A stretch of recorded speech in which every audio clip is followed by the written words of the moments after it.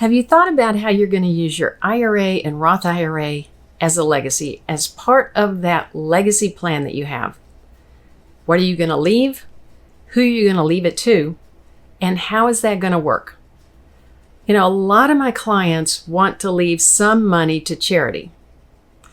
And they're thinking about the percentages that they want to leave and the amounts that they want to leave to charity and what's going to be available then and left then to their kids and grandkids, and making sure that all of those numbers are right. But the next step to that is to think about really the best way to leave the money to kids and grandkids and to charity so that it's best for everybody. The money that you leave to your kids and grandkids is going to have a different tax consequence than the money that you leave to charity. So you want to leave the right kind of money to each, to charity, to kids and grandkids. The best money to leave to a charity is money that no one has paid tax on, because the charity will not pay tax on it.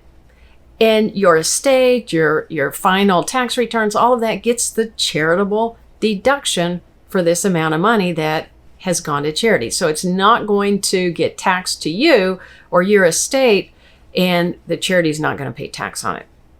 So whatever amount of money that you're wanting to leave to charity, the very best place to leave that from is your traditional IRA, so that they don't pay any tax on those dollars. Nobody pays tax on those dollars.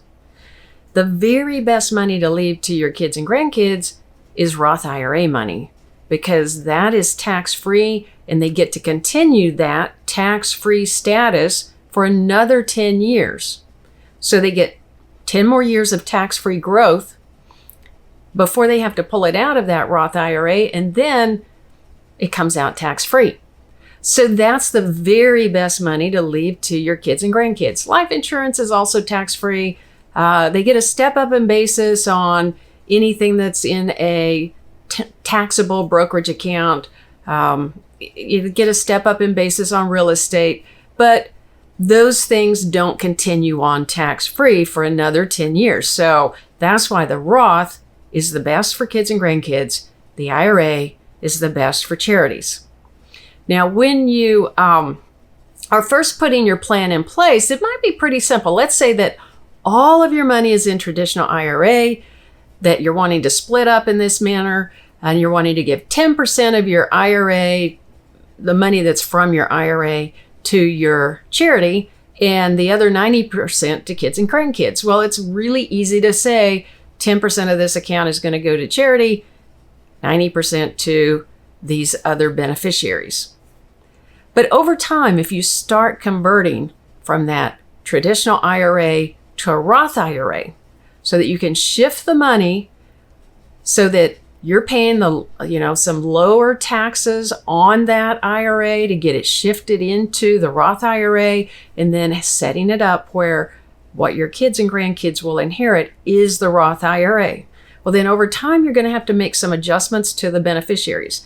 And what you don't want to do is set up the Roth IRA with the same exact beneficiaries as the traditional IRA. You don't want to leave any of the Roth IRA to charity.